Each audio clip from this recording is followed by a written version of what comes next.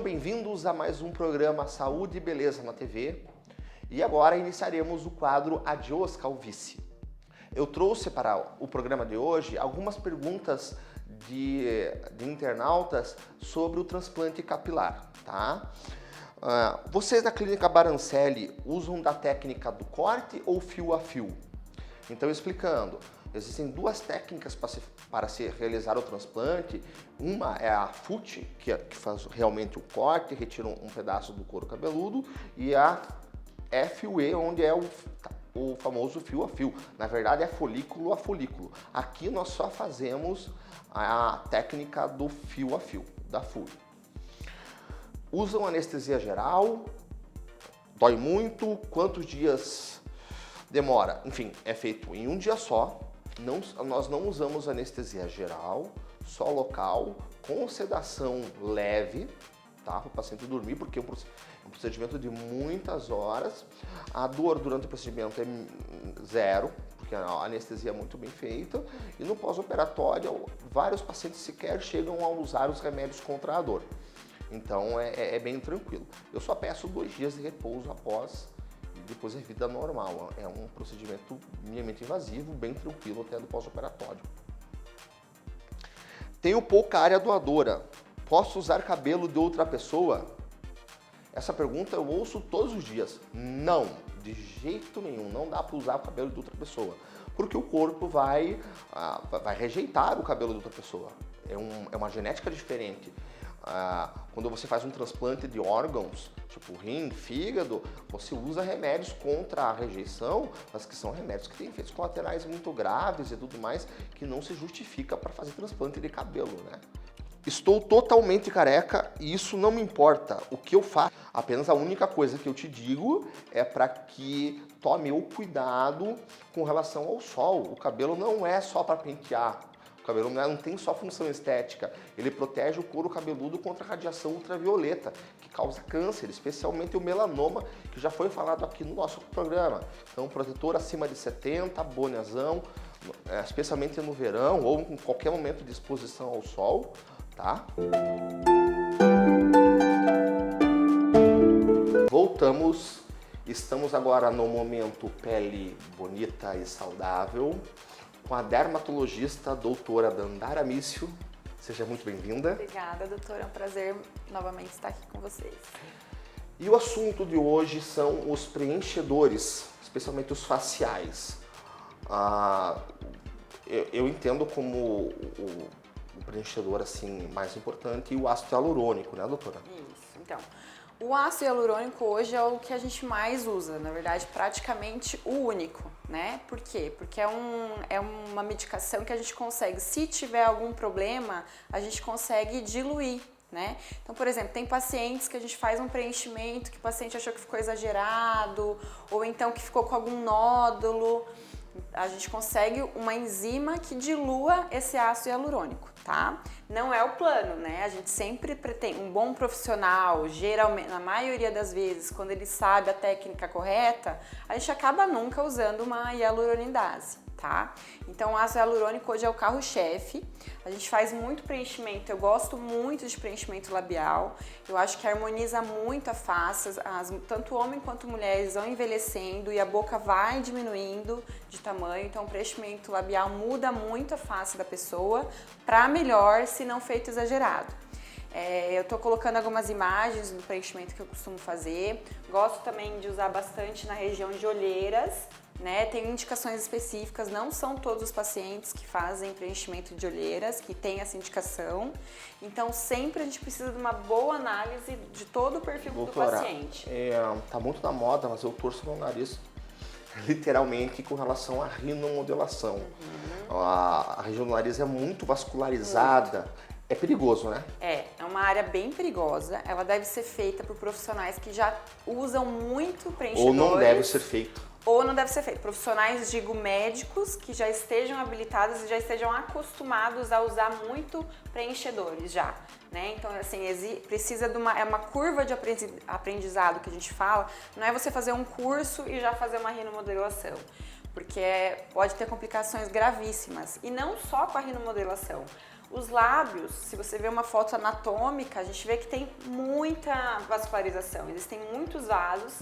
Se o preenchedor entrar em algum vaso, pode causar necrose do local, tá?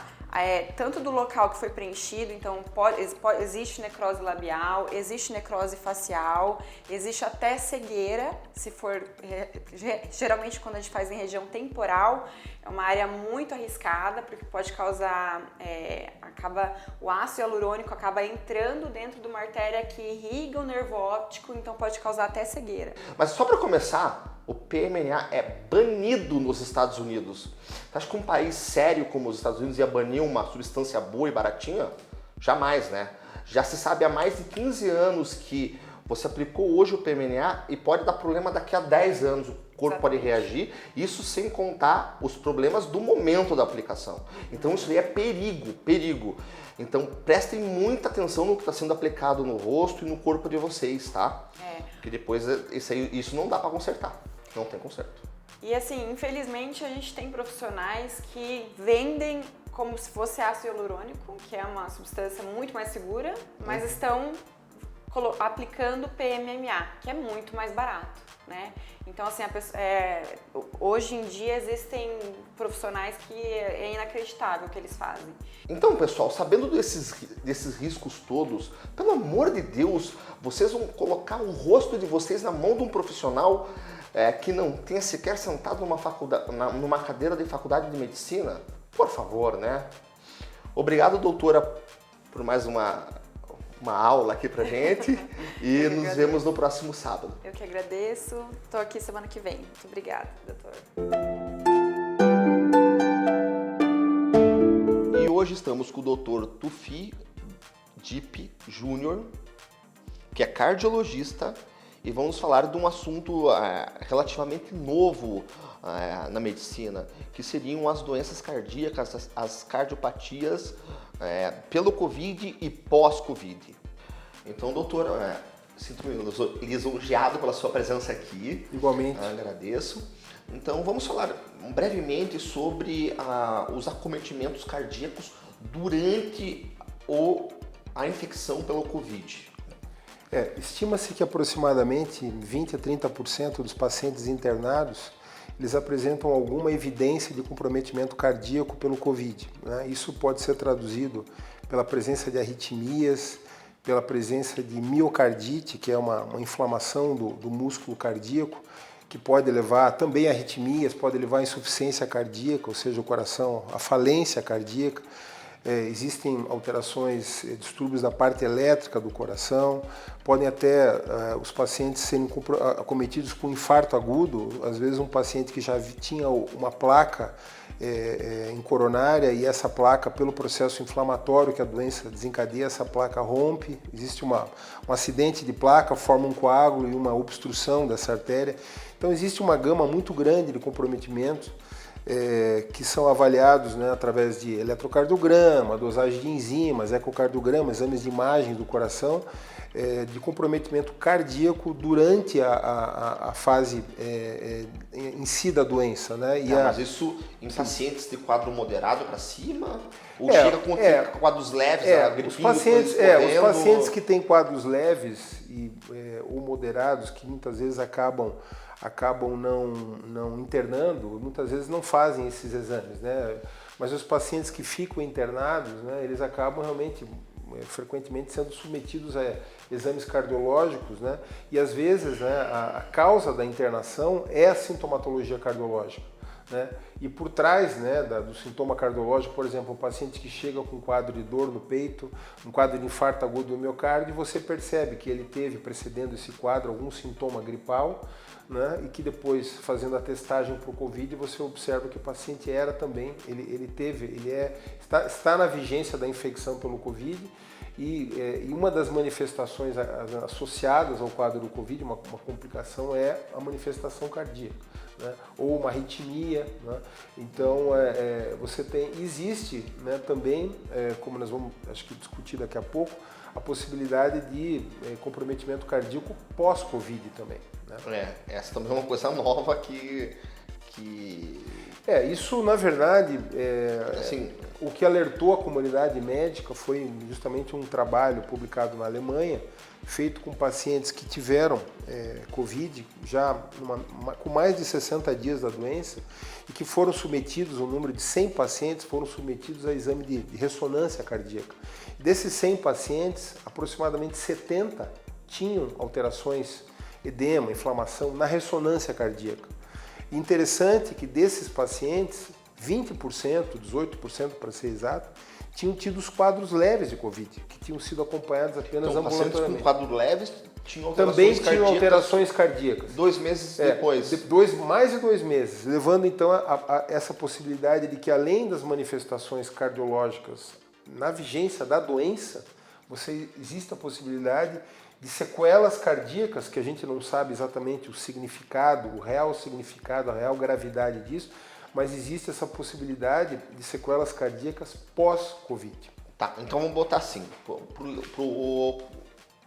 nosso espectador que está nos assistindo agora, qual seria o alerta vermelho? Tenho que imediatamente ir me consultar com um cardio, fazer os exames, que tipo de sintomas e de situações que tem que fazer ele imediatamente e não ficar esperando? O paciente, claro, os sintomas cardinais mais importantes da cardiologia são dor no peito, falta de ar e palpitação. Porque eu vejo muito paciente dando entrevista na TV falando que tem canseira, falta de ar, como se fosse pelo quadro pulmonar, sequela pulmonar, sim, que nem provavelmente sempre deve ser cardíaca, né? Nem sempre. Às vezes pode ser realmente alguma questão pulmonar, mas pode haver uma... Então, assim, aquele paciente, né, que teve algum comprometimento cardíaco durante o Covid, obrigatoriamente ele precisa de um acompanhamento, mas mesmo aqueles pacientes leves, né, que persistem com alguma sintomatologia, cansaço, falta de ar, palpitação, dor no peito, de uma forma geral, todas as pessoas que tiveram Covid, que queiram retomar uma atividade física, um esporte recreativo, até uma atividade competitiva, eles devem passar por uma avaliação antes de retomar a prática de esportes recreativos. Então, todos que tiveram Covid, antes de retomar o ideal fazer o ideal é que sim, porque como é uma doença nova, a gente não sabe, e a gente sabe já de outras miocardites, outras doenças que acometem o músculo cardíaco de origem viral, que isso pode deixar algum tipo de sequela ou até ser uma causa de morte súbita, né, em atletas, né? E a gente não sabe exatamente o significado desse comprometimento pós-Covid. O ideal é que toda pessoa que quer retomar um exercício físico, que teve Covid, né, e que faça uma avaliação, que pode ser uma avaliação, uma simples consulta com um simples eletro, não dependendo aí da gravidade do quadro e do grau de intensidade da atividade que o paciente almeja fazer, aí sim, eventualmente um ecocardiograma, um teste de esforço, a gente pede uma enzima chamada troponina ultrassensível, que é uma enzima que quando existe alguma injúria, algum acometimento cardíaco, essa enzima ela é liberada pelo coração e é detectada no sangue. Então tem formas de você avaliar, né? Então que fique a mensagem, né? A pessoa que teve Covid, que persiste com um sintoma, ou a pessoa que teve Covid, seja uma forma leve, mas que deseja retomar uma prática esportiva, deve passar por uma avaliação cardiológica antes. Muito obrigado, doutor. Esperamos que nossos espectadores sigam essas recomendações e torçamos aí para que essa pandemia acabe o quanto antes, que ninguém aguenta mais. Sim. A gente não imaginava que ia durar tanto tempo e que depois ia ter esse tipo de complicações pós-Covid, meses após. E só para concluir, porque a gente não comentou, né, nós tivemos como uma espécie de efeito colateral da pandemia agravamento de doenças cardíacas pré-existentes, porque muitas pessoas que já tinham doença pararam de ir no médico para fazer seu acompanhamento ou que tiveram a doença acabaram muitas vezes tendo um diagnóstico mais tardio, com receio de ir até o hospital e se contaminarem pela doença. Nós vamos ter uma ideia do tamanho da encrenca na hora que acabar a pandemia. Sim, as coisas são muito novas ainda, né? Então tá. Eu quero agradecer a sua presença aqui no nosso programa. Eu que agradeço pelo convite. E para o nosso espectador, eu espero você aqui de novo no próximo sábado com Saúde e Beleza na TV. Até mais.